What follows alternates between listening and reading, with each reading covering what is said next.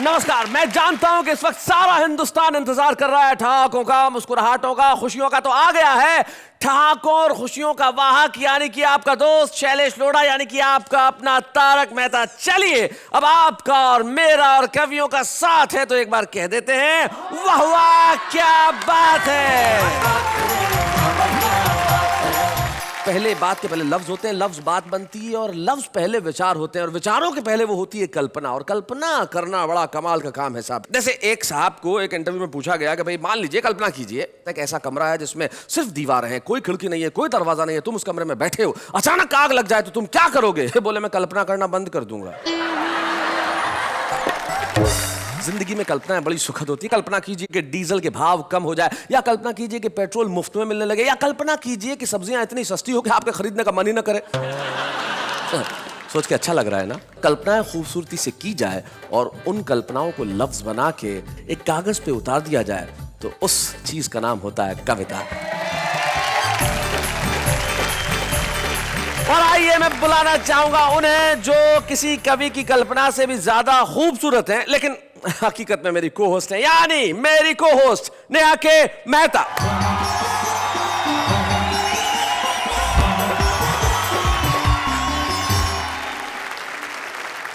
नमस्कार, welcome to वाह वाह क्या बात है।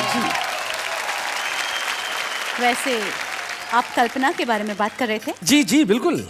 मिली थी मुझे। अच्छा, पूछ रही थी आपके बारे में। हाँ। कैसे हैं? हाँ। मैंने बोला ठीक है, बिजी है आजकल।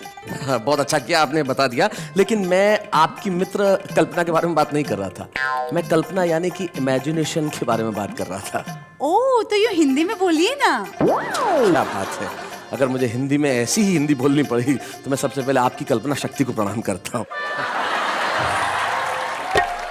वैसे कल्पना करना बहुत आसान है ना? हाँ हाँ, बहुत आसान है। मैं तो कई बार कल्पना करता हूँ कि मेरे बाजू में कोई खड़ा ही नहीं है। क्या? नहीं, मेरे कहने का मतलब है कि कल्पना करना बहुत आसान है, लेकिन उस कल्पना को कविता बदल देना बहुत मुश्किल काम है। तो आइए मिलते हैं हमारे उन साथियों से जो अपनी कल्पनाओं को आज यहाँ हकीकत बना के सुनाएंगे, आपको हंसाएंगे और आप उनके लिए तालियां बजाएंगे। तो फिर एक बार ताली बजाना शुरू कर दीजिए, क्योंकि सबसे पहले मैं बुलाने जा रहा हूं हमारे साथी जो हमें भारत की राजधानी से प्राप्त हुए हैं, प्रवीण शुक्ल।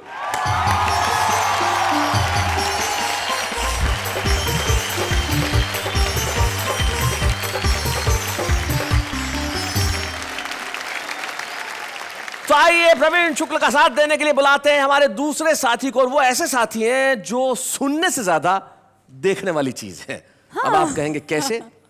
तो हम हाथ कंगन को आरसी क्या और पढ़े लिखे को फारसी क्या, खुद ही देख लीजिए। डॉक्टर सुरेंद्र दुबे।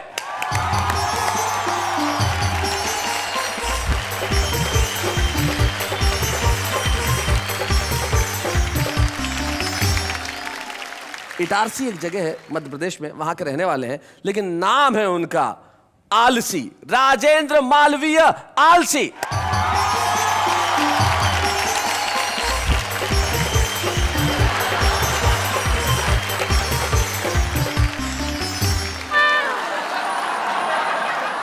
मैं जरा देख के आता हूं। अरे भाई साहब उठो, क्या कर रहे हो यार? ताली।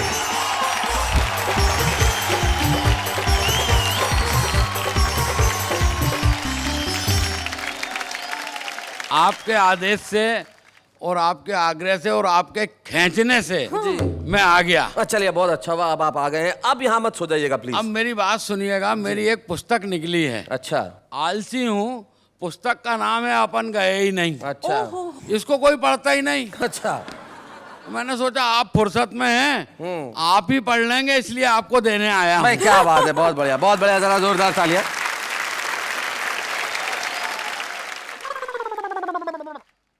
क्या आलसी आदमी है साहब, इसमें तो कुछ लिखा ही नहीं है।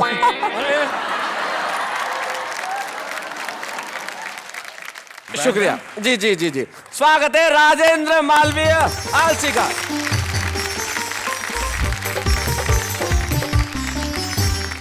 आज हमारे साथ तीन विश्व प्रसिद्ध कवि हैं।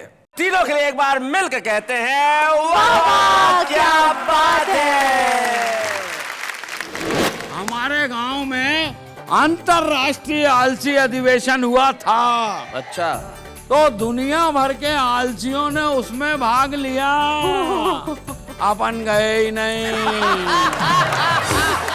तो भाई साहब किसी ने शिकवा किया ना गिला, पहला पुरस्कार अपने को ही मिला। अभी पिछले दिनों दिल्ली में एक स्थान से गुजर रहा था, मैंने देखा 2 मजदूर काम पर लगे हुए थे। एक गड्ढा खोदने का काम कर रहा था, दूसरा उसे भरने का काम कर रहा था। मैंने कहा भैया ये क्या कर रहे हो? तो एक मजदूर नहीं बताया, बोले साहब काम पर 3 लोग लगाए गए थे, एक को गड्ढा खोदना था, दूसरे को पौधा लगाना था, तीसरे को मिट्टी भरनी थी, दूसरा आया नहीं है, हम अपना काम कर रहे हैं। बहुत अच्छे। जोरू का गुलाम ये सस्ती, सुंदर और टिकाऊ नस्ल है। ये बहुतायत मात्रा में पाई जाती है। जोरू का बादशाह ये प्रजाति धीरे धीरे लुप्त हो रही है। ओ मेरी जान, मैं ही तो हूँ तेरा शाहरुख खान। क्या हुआ जो है मेरी एक चाय की दुकान, नुक्कड़ पे है मेरा छोटा सा मकान। जिंदगी भर तुझको खुश मैं रखूंगा, देता हूँ अपनी जुबान।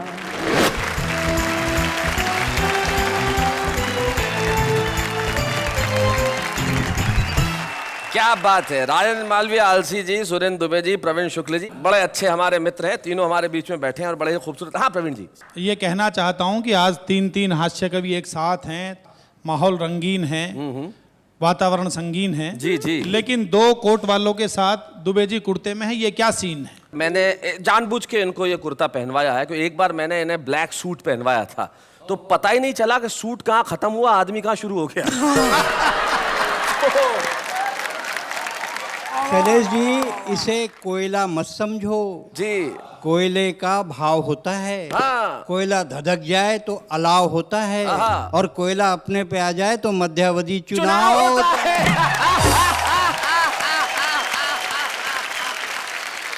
आज आपको पता चल गया होगा कि यहाँ कितने धमाके होने वाले हैं, कितने ठहाके होने वाले हैं, और आज आप तालियां बजाते बजाते थक जाएंगे। तो चलिए मैं सबसे पहले उन्हें बुला लेता हूँ जिनके बाद में आने की कोई गारंटी नहीं है। आलसी आदमी है, हाँ। आए ना आए। मैं उस महान प्रातः स्मरणीय महान आलसी को बुलाना चाहता हूँ जिनका नाम है राजेंद्र मालवीय आलसी। आइए।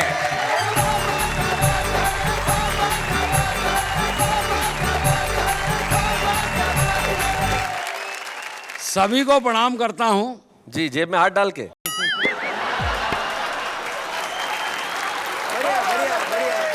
आप सब में और मुझ में फर्क ये है कि आप सब कल्पना भी करते हैं, मैं आलसी आदमी हूँ, मैं कल्पना ही करता हूँ।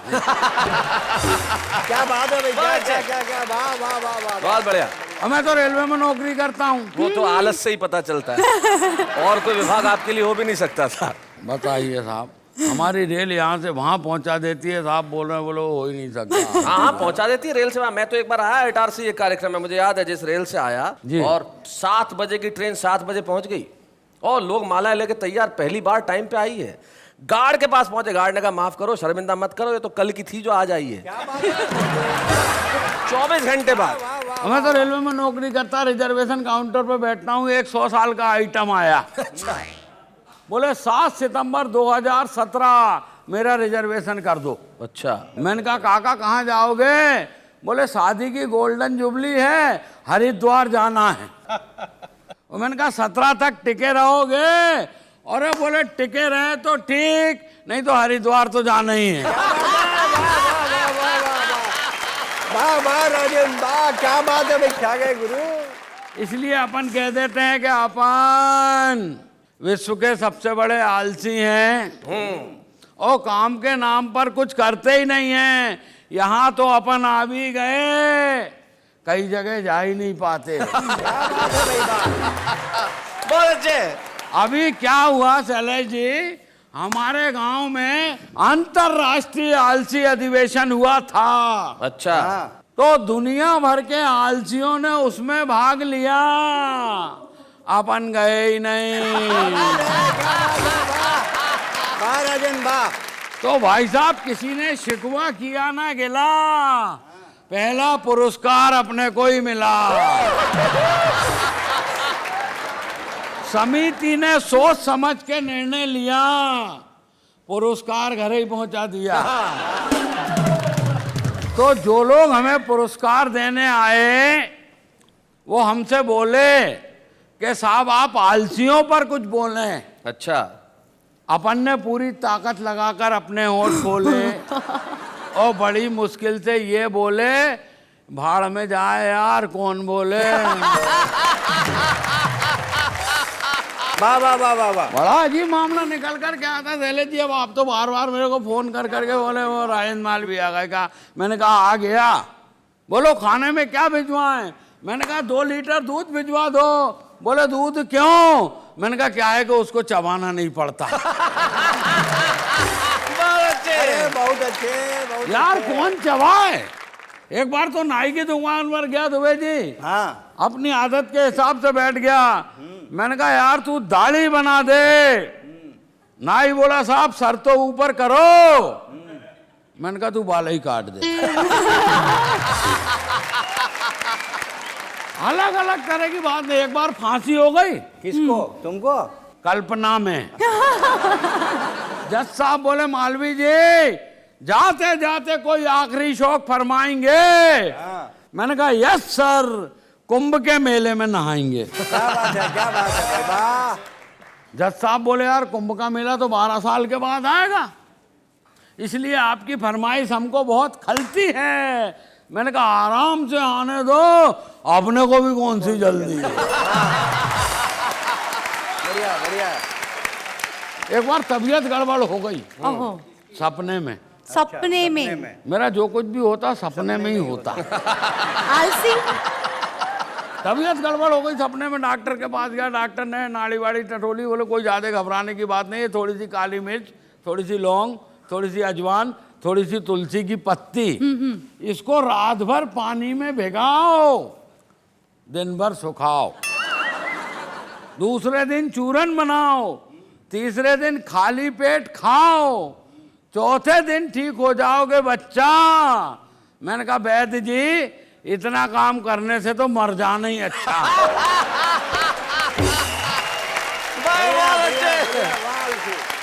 नेता लोग आते बोले हमको वोट दो, हमको वोट दो, हमको वोट दो।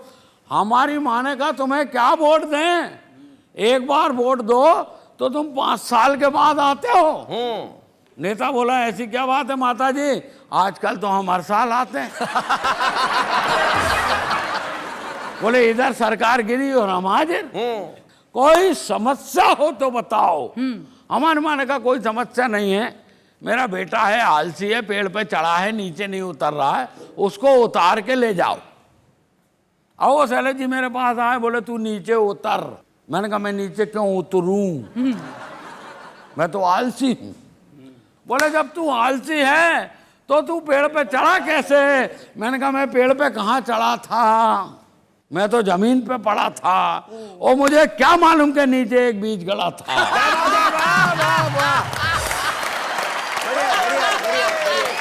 बढ़िया। पूरे देश के लोग अखबार पढ़ते हैं, सुनते हैं, समझते हैं। अखबार में एक समाचार आया, आपराधिक मानसिकता के नेता अब चुनाव नहीं लड़ सकेंगे। तो 2 नेता बैठ के आपस में बात कर रहे थे, यार क्या जमाना आ गया है, अब शरीफ आदमी चुनाव लड़ेंगे। क्या बात है, वाह वाह वाह वाह, बहुत अच्छे। तो दूसरा नेता बोला तू क्यों घबराता है, शरीफ आदमी सिर्फ चुनाव लड़ेंगे, जीतेंगे थोड़ी। क्या बात है, वाह वाह वाह वाह, सही बहुत बात अच्छे। है। चुनाव हारकर वापस घर जाएंगे रोते रोते। अरे बेवकूफ, अगर आजादी के बाद केवल शरीफ आदमी ही चुनाव जीतते तो आज देश के हालात ऐसे नहीं होते। क्या बात है, वाह वाह वाह वाह, बहुत बढ़िया।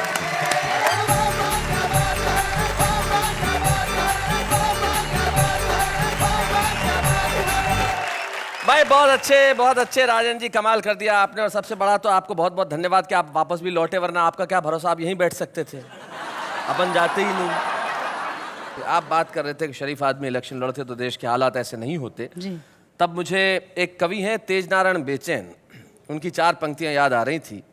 वो कहते हैं कि मंच जब से अर्थदायक हो गए, अर्थदायक यानी जहां पैसा मिलता है, कि मंच जब से अर्थदायक हो गए हैं तोतले भी गीत गायक हो गए हैं और राजनैतिक मूल्य कुछ इस कदर गिरे कि जेब कतरे भी विधायक हो गए। क्या बात है शैलेश जी, वाह वाह। लेकिन आपने जो हमारे बीच में और उदासी के बीच में जो दीवार है उसे गिराया और इस कदर हंसाया कि आपके लिए सिर्फ एक ही बात कि वाह वाह वाह, क्या बात है। राजेंद्र मालवीय जी, आपने तो भले आलस में कमाल कर दिया, लेकिन कुछ लोग होते हैं वो अलग ढंग से कमाल करते हैं। पिछले कुछ वर्षों में हिंदी कवि सम्मेलनों की एक बेहद मजबूत कड़ी होकर उभरे हैं प्रवीण शुक्ल। प्रवीण शुक्ल एक ऐसे युवा रचनाकार का नाम है जिसकी कविता में गहराई भी है, जिसकी कविता में सच्चाई भी है, जिसकी कविता में व्यंग की पकड़ भी है और कलम की अकड़ भी है। प्रवीण शुक्ल आ रहे हैं हमारे बीच।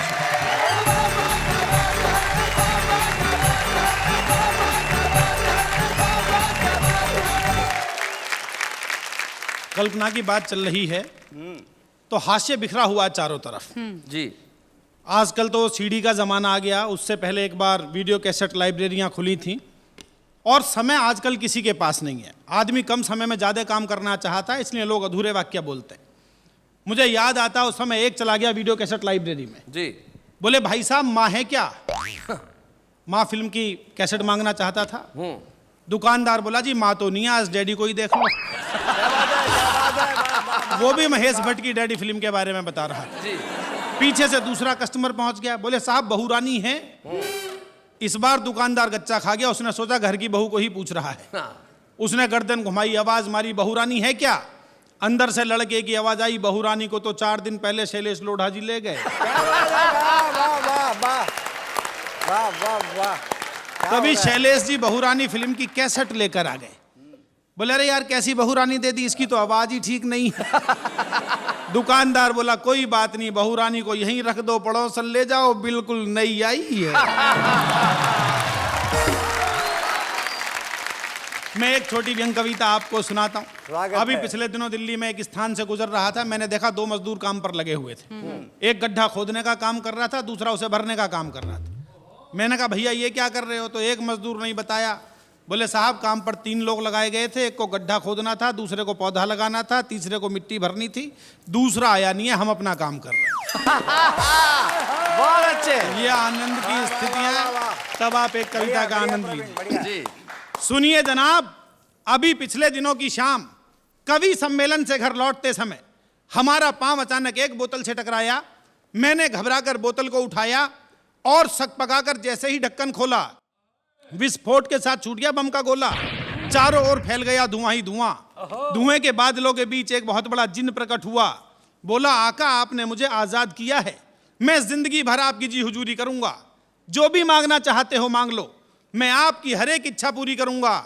मैंने कहा जिन्न महाराज यदि करना ही है तो कर दो इतना सा काज, भारत की भूमि से भ्रष्टाचार भगा दो। जिन्न बोला मैं वापिस बोतल में घुस रहा हूं, तुम ऊपर से ढक्कन लगा दो। बहुत अच्छे, बहुत अच्छे। Very nice. पति पत्नी के संबंध पर एक छोटी कविता सुनाता हूं, आनंद लीजिए। स्वागत, सुनाइए। शादी के बाद पहली ही मुलाकात में पत्नी पर रौब डालने के लिए पति ने कहा बात ही बात में, देखो मैं जिंदगी को अपनी शर्तों पर ही जीता हूं। रोजाना क्लब जाता हूं, ताश खेलता हूं और दारू भी पीता हूं। अब तुम भी अपने बारे में कुछ बताओ। तो लड़की बोली जी बिल्कुल भी मत घबराओ, तुम्हारी और मेरी खूब छनेगी, जितनी बननी चाहिए उससे भी ज्यादा बात बनेगी। तुम जैसा पियक्कड़ ढूंढने के लिए पिताजी ने 4 साल तक समय की बर्बादी की है। अच्छा, चिंता मत करो, दोनों के गुण मिलाकर ही शादी की है। बहुत अच्छे। कई बार गुण इस तरह से मिल जाते हैं कि उनका प्रभाव बहुत दूर तक जाता है। एक ऐसी सुंदरी, उसने विचित्र वेशभूषा बना रखी है, उसको देखकर लगता है किसी दूसरे ग्रह का प्राणी धरती पर उतर आया है। उसे समाज के अलग अलग लोगों ने देखा, तो देखिए उनकी कल्पना का विस्तार कहां तक हुआ। आनंद लीजिए। कल्पना कीजिए यही है, मतलब इन्हें देखा जा रहा है और लोग क्या कह रहे हैं। सुंदरी यही है, कल्पना कर लीजिए क्या जा रहा है आपका, कल्पना ही तो करनी है। उन्हें समर्पित किया जाए, इन्हें समर्पित किया जाए, शक्ल इनकी, कविता आपकी। सुनिए। कि फोटोग्राफर ने एक आंख मीच कर कहा, जिसे खींचता रहूं वो पोज लगती हो तुम। खाट पे पड़े हुए मरीज ने कहा कि मुझे जीवन बचाने वाली डोज लगती हो तुम, जीवन बचाने वाली डोज लगती हो तुम। माली बोला बार बार सूंघने को मन करे, अच्छा कि माली बोला बार बार सूंघने को मन करे, नया नया खिला रेड रोज लगती हो तुम।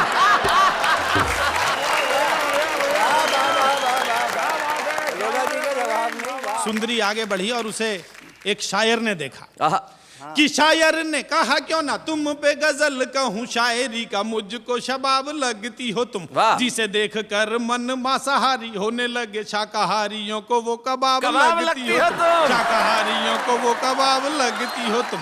और अगली पंक्ति शैलेश भाई को समर्पित करता हूँ, जो बड़े कवि हैं, बड़े एंकर हैं, कि जिन सूफियों ने एक बूंद का भी चखी नहीं, ललचाती उनको शराब लगती हो तुम। बीए में जो बार बार फेल हो रहा था, बोला सारे ही सवालों का जवाब लगती हो तुम, सारे ही सवालों का जवाब लगती हो तुम, सारे ही सवालों का जवाब लगती हो। एक छंद विशेष सुनिएगा, आपको आनंद आएगा।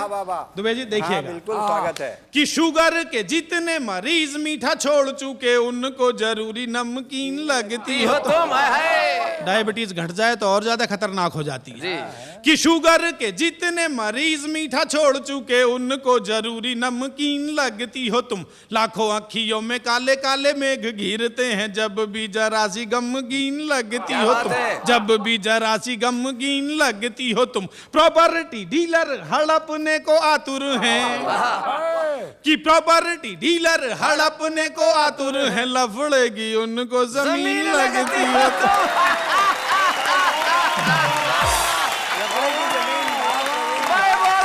और अगली पंक्ति में समर्पित नहीं कर रहा हूं, आप स्वयं समझ जाएंगे मैंने किसे समर्पित की है। अच्छा। कि प्रॉपर्टी डीलर हड़पने को आतुर हैं, लफड़े की उनको जमीन लगती हो तुम। खाट जिनकी खड़ी हुई है कई बरसों से, ऐसे खूसटों को भी हसीन लगती हो तुम, ऐसे खूसटों को भी हसीन लगती हो तुम, ऐसे खूसटों को भी हसीन। बहुत अच्छे।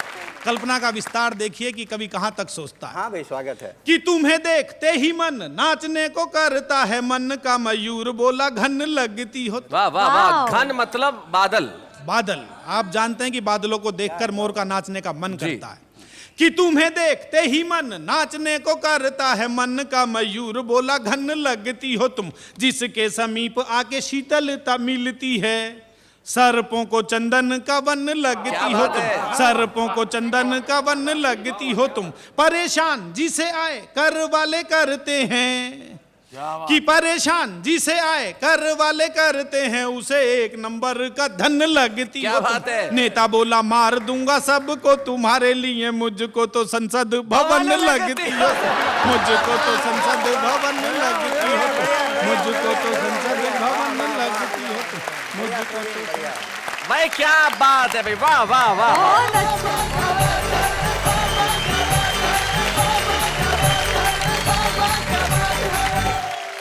क्या कहूँ मैं, मुझे एक बात का बड़ा दुख होता है। किस बात का? कि शो को एंकर कर रही हो? कल्पना कभी सच क्यों नहीं हो सकती? कल्पनाएं सच हो सकती हैं, होना चाहती भी हैं, लेकिन दिक्कत हो जाती है। क्या? जैसे राजेंद्र मालवीय ने एक बार रात को सपना देखा कि इसको प्रवीण शुक्ल और सुरेंद्र दुबे ने बहुत बुरी तरह पीटा, बुरी तरह पीटा, इतना मारा कि सुबह उठते ही सबसे पहले अपने बैंक गया और बैंक वालों का मेरा अकाउंट बंद कर दो। बोले क्यों भाई, अकाउंट क्यों बंद करते? बोले आपका जब बैंक का नाम लिखा हुआ है वहां नीचे टैगलाइन है, हम आपके सपनों को हकीकत में बदलते हैं। तो अगर सपने हकीकत में इस तरह तब्दील हो जाए तो कोई नहीं चाहेगा कि कल्पना हकीकत बने।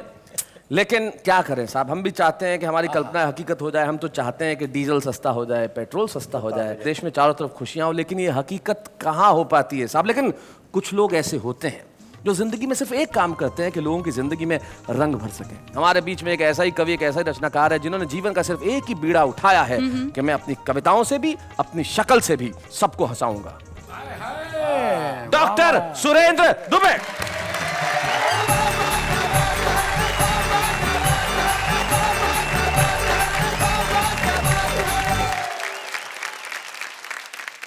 सुरेंद्र दुबे जी, आप उठ के वहां से यहाँ तक आए तो ऐसा महसूस हुआ जैसे स्विस बैंक से काला धन भारत वापस लौट आया। क्या बात है, क्या बात। बहुत बढ़िया, बहुत ऐसा है, जब हमारी पत्नी खुश होती है जी। तो कहती है तुम मेरे सोना हो, तुम मेरे चांदी हो, आहाय। तुम मेरे मोती हो, तुम मेरे धन हो। और बाबा रामदेव कहते हैं काला धन जब्त होगा। अरे डॉक्टर साहब क्या बात है। क्या बात है ना। Cute one. जब राखी सावंत का स्वयंवर टीवी पे आता था, हाँ। जब राखी सावंत का स्वयंवर प्रवीण जी टीवी पे आता था, हमारे गांव का हर बूढ़ा चश्मा पोंछ के टीवी का आगू में बैठ जाता था। अच्छा। हमने कहा बाबा इस उम्र में स्वयंवर से का लेना देना। बोले बेटा जब तक सांस है तब तक आस है। जब तक सांस है तब तक आस है। और ये स्वयंवर में कौन धनुष तोड़ना है, इसमें तो अपना भी चांस है।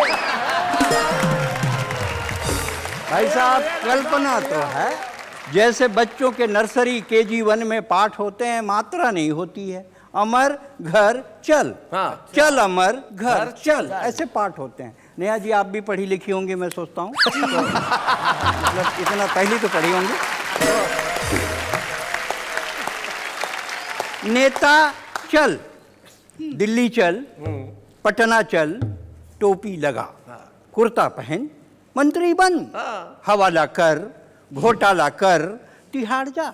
बहुत अच्छे, बहुत बढ़िया। नेता चल, दिल्ली चल, पटना चल, टोपी लगा, कुर्ता पहन, मंत्री बन, हवाला कर, घोटाला कर, तिहाड़ जा, वापस आ, टोपी लगा, कुर्ता पहन, मंत्री बन। क्या बात है, वाह वाह वाह वाह, बहुत खूब, बहुत अच्छे। हिंदी की क्लास थी, हिंदी की क्लास थी। हिंदी की क्लास थी, टीचर एकदम उदास थी। पति से लड़कर आई, अब काहे की पढ़ाई। बच्चों ने कहा टीचर पढ़ाओ, टीचर पढ़ाओ। टीचर ने कहा दिमाग मत खाओ, कल गाय पे निबंध लिखवाया था, जाओ पति पर निबंध लिख कर लाओ। बच्चों ने लिखा पति एक दयनीय पालतू प्राणी है। पति एक दयनीय पालतू प्राणी है जिसे हम मनुष्य भी कह सकते हैं। बढ़िया बढ़िया बढ़िया। शादी के पहले पति सामान्यतः मनुष्य ही होता है। पति की दो आंखें होती हैं जिनसे वो अल्टरनेट देखता है। जी। पति के प्रकार, हिंदुस्तान में पति के दो प्रकार पाए जाते हैं। अच्छा। एक जोरू का गुलाम, शैलेश जी, जी। एक जोरू का गुलाम,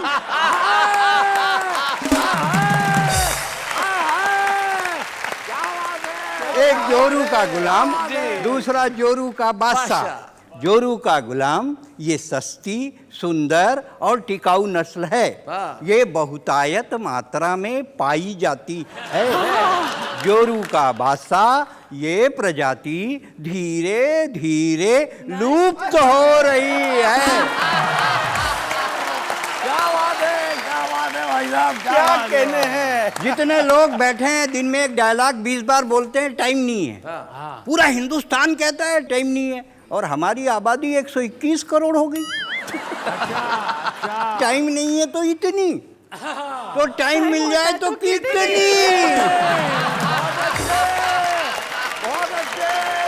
जिसको देखो टाइम नहीं है।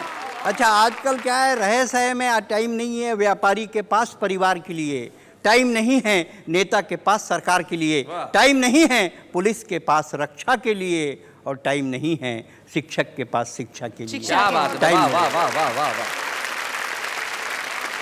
टाइम नहीं है, टाइम नहीं है भाई साहब, आप जिंदगी भर बोलिए टाइम नहीं है, लेकिन अगर कोई बेबस औरत सड़क पर इज्जत बजाने के लिए गुहार लगाए, कोई अंधा सड़क पार करने के लिए लाठी थमाए, कोई विदेशी सरहद पार करके हिंदुस्तान में घुस जाए, और कोई बंबई में आतंक मचाए, कभी मत कहिएगा टाइम नहीं है। क्या बात टाइम है, नहीं वाह है, वाह वाह, टाइम नहीं है। बहुत बढ़िया।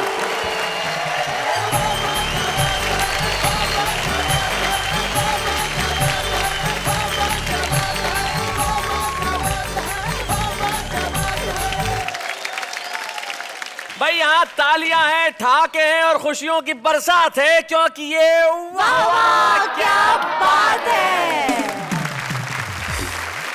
जिंदगी में कई चीजें होती हैं। जैसे मित्रों, सुरेंद्र जी, हुआ यूं कि एक बार एक नेताजी गांव के स्कूल का दौरा करने चले गए, तो वहाँ बच्चों से पूछा कोई प्रॉब्लम तो नहीं है। वो बोले सर कोई वैसे तो कोई खास प्रॉब्लम नहीं है, पर 6 महीने से कोई टीचर ही नहीं है, हम तो यूं ही बैठे हुए हैं। तो नेताजी बड़े आश्चर्य में बोले फिर ये स्कूल चल कैसे रहा है? बोले वैसे ही जैसे देश चल रहा है। वाह वाह वाह। तो हमारा देश भी भगवान भरोसे चलता है, और कल्पनाओं में तो आदमी भगवान के भरोसे नहीं खुद के भरोसे रहता है, क्योंकि जो जैसा चाहता है वैसा सोचता है, वैसी कल्पना करता है। चलिए फिर मैं भी आपके लिए कल्पना करती हूँ। मेरे लिए थैंक यू सो मच। मत करना प्लीज। नहीं पर कर दी ऑलरेडी, बस बताना बाकी है। बताओ। हाँ शैलेश जी सोचिए, कल्पना बड़ी सिंपल सी है। सोचिए कि आप अगर प्रधानमंत्री बन जाओ तो मैं 3 दिन में गरीबी मिटा दूंगा, सारी चीजों के दाम आधे कर दूंगा, और जितनी भी एजुकेशन है सब फ्री, और जितने लोगों को काम नहीं सबको नौकरी पे लगा दूंगा। 1 मिनट, आप ये सब करेंगे कैसे? वैसे ही जैसे कल्पना में तुमने प्रधानमंत्री बनाया, कल्पना में ये भी कर लूंगा। लेकिन हम दोनों यहाँ पे अपनी कल्पनाओं का बखान करने के लिए नहीं खड़े भाई, दूसरे लोगों को भी उनकी कल्पना का मौका देना चाहिए कि नहीं देना चाहिए? तो जरा देखते हैं दूसरे लोग कैसी कल्पना करते हैं। हाँ हाँ। अचार के बिना फीके हैं पराठे, खा ले बेटा खा ले, वरना बीबी दिखाएगी कराटे। दादी जब चिल्लाती है तो बड़े बड़े आंसुओं के साथ रोती हूँ, पर उन्हें क्या पता ओवर एक्टिंग में तो उनकी ही होती हूँ। हर तरफ पढ़ाई का साया है, किताबों में सुख किसने पाया है? हम तो जाते हैं कॉलेज लड़कियां ताड़ने, प्रोफेसर कहता है इतनी बारिश में लड़का पढ़ने आया है। यूँ तो हमने भी की थी सीए की पढ़ाई, हाथ में आ गया सीफ और चूल्हा और कढ़ाई। बढ़िया है। ABCDEFG 1G याद नहीं हुआ, उससे पहले आ गया 3G। बचपन में नानी हमें सुनाती थी परियों की कहानी, अब हम सुनते हैं आज की परी शीला की जवानी। माना कि मेरे बेटे तुझ पे मरते हैं, ये मत भूल कि तेरे ससुरी मुझसे डरते हैं।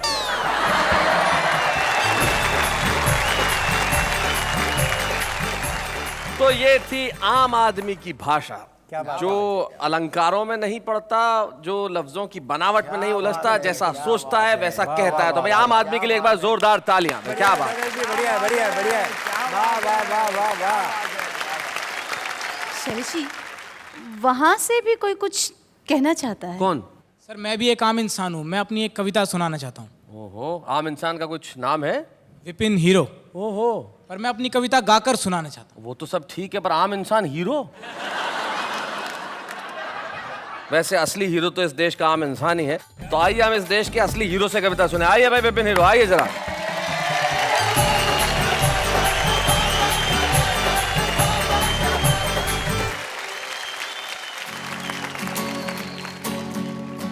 ओ मेरी जान मैं ही तो हूँ तेरा शाहरुख खान। अच्छा। ओ मेरी जान मैं ही तो हूँ तेरा शाहरुख खान। क्या हुआ जो है मेरी एक चाय की दुकान, नुक्कड़ पे है मेरा छोटा सा मकान। जिंदगी भर तुझको खुश मैं रखूंगा, देता हूँ अपनी जुबान। ओ मेरी जान मैं ही तो हूँ तेरा शाहरुख खान।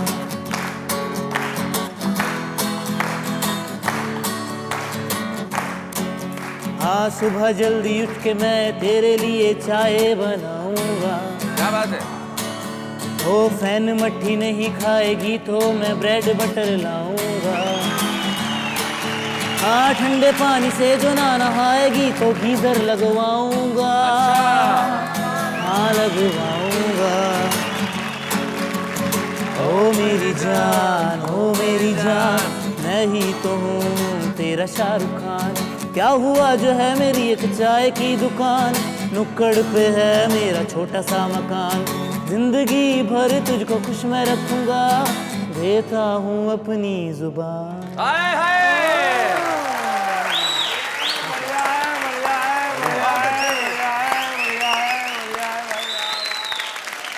हमारा एक दोस्त एक बहुत बढ़िया बात बताई। एक आदमी चाय की दुकान चलाता था, और वो भी शायर। बोले हम यादों की चादर तानते रह गए, वो रामलाल के साथ भाग गई, हम चाय छानते रह गए। तो ये जो आशिकी है ये कमाल की है।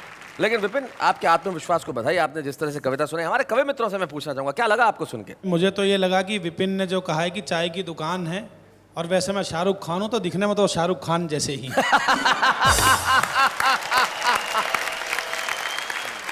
Thank you so much Vipin. आपने यहाँ आके सबसे पहले तो मैं आपको बधाई देना चाहूँगा। ज़िंदगी के अंदर जो ये लोग जो हैं वो बड़े इनहिबिशंस रखते हैं और जैसे हिंदी में कहा जाए तो पूर्वाग्रह रखते हैं। आपने सारे पूर्वाग्रहों से मुक्त होकर ये कहा कि सर मुझे कविता सुनानी है। कविता के लिए भाव, कविता के लिए आदर, कविता के लिए अनुराग, आपके लिए सिर्फ तालियां और सिर्फ 4 लफ्ज। वाह वाह, क्या बात है। Thank you so much.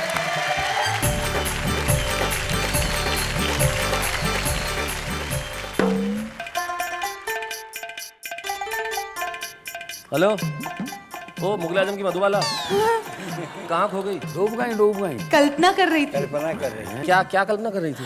But शर्म आ रही है बताने को। तकलीफ वाली बात है, फिर भी जरा बता दो क्या क्या कल्पना क्या है ऐसी?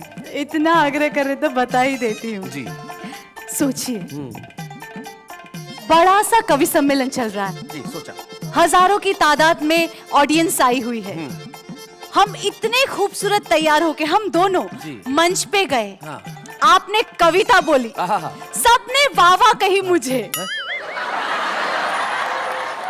कविता मैंने सुनाई, वाह वाह मुझे कही। शर्म नहीं आती? सर पहले ही बोला था, वही आ रही थी, आपने बोला बोलो बोलो बोलो।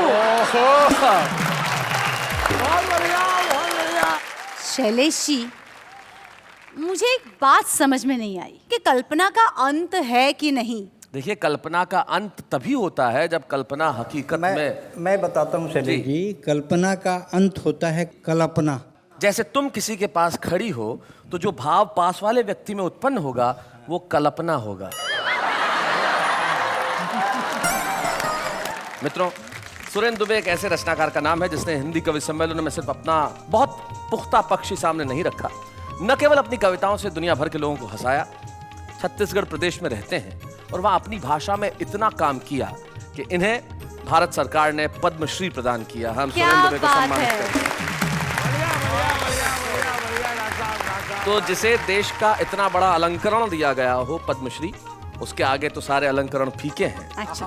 लेकिन कविता के मंच पे अगर कविता का सम्मान हो तो उसकी बात ही कुछ और होती है। जी, यस। तो वाह वाह क्या बात है, को बड़ी खुशी है कि हम डॉक्टर सुरेंद्र दुबे को आज इस मंच पे सम्मानित करेंगे। हम जोरदार तालियां बजाएंगे डॉक्टर सुरेंद्र दुबे के लिए।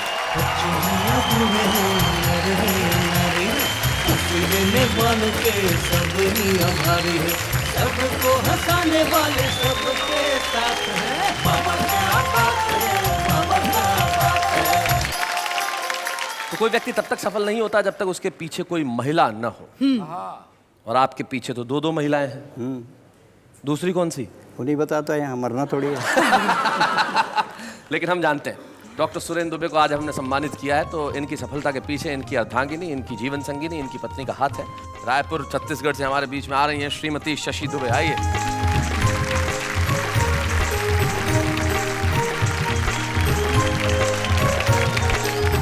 कितने साल हो गए आपकी शादी को? हमारी शादी को 30 साल हो गए। 30 साल हो गए, क्या बात है। कैसे हुई थी शादी, अरेंज मैरिज या लव मैरिज? Love marriage. देखो इसमें 2 आश्चर्य हैं। एक तो 30 साल पहले लव मैरिज और दूसरी लव मैरिज इनसे। भाई ये कैसे हुआ? दरअसल शैलेश जी, मुझे कविताओं से प्यार था। हाँ। इसलिए दुबे जी से प्यार था। हाय हाय हाय हाय, क्या बात है। तो दुबे जी आपको वाह वाह वाह वाह वाह वाह वाह वाह वाह वाह। लव मैरिज और अरेंज मैरिज में आपको क्या फर्क लगता है? अरेंज मैरिज का मतलब होता है कि आप कहीं जा रहे हों और अचानक आपको सांप काट ले। ओह। किंतु लव मैरिज का मतलब होता है सांप के आगे बीन बजाना और नाचना, ले मुझे काट, ले मुझे काट, ले मुझे काट।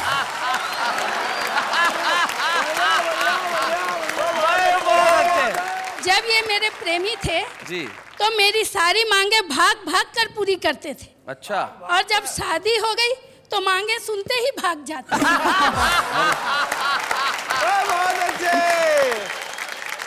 एक बात मैं कह दूं शैलेश जी। जी जी कहिए। बेटी, बहू, पत्नी, प्रेमिका, लड़की के बहुत सारे रूप होते हैं जीवन में, पर फली फूली टहनियाँ जड़ों की तरफ मुड़ी रहती हैं। बेटियां कहीं भी रहें, माँ बाप से जुड़ी रहती हैं। वाह वाह वाह वाह वाह वाह वाह। वाह वाह। तो ये था कल्पनाओं से भरा हुआ एक ऐसा शानदार काल्पनिक सफर जिसमें हमने सिर्फ हंसी की बात ही नहीं की, मुस्कुराहट ही नहीं बांटी, बल्कि जिंदगी की कल्पनाओं को हकीकत में बदलते भी देखा। कल्पना जिंदगी में किसी भी रूप में हो सकती है, इसलिए एक शायर के 2 शेर मुझे याद आते हैं जो मैं जाते जाते कहना चाहता हूँ। वो कहते हैं कि खुशबू हूँ मेरे नाम को फूलों में बांट दो, जहनों में बांट दो, मुझे जिस्मों में बांट दो। मैं ख्वाब हूँ, ख्याल हूँ, शबनम हूँ, रंग हूँ, मैं खिलखिलाऊंगा, मुझे लफ्जों में बांट दो। क्या बात है। अगले शनिवार की रात 10 बजे ऐसे ही सफर पे हम मिलेंगे जिसका नाम है वाह वाह क्या बात है।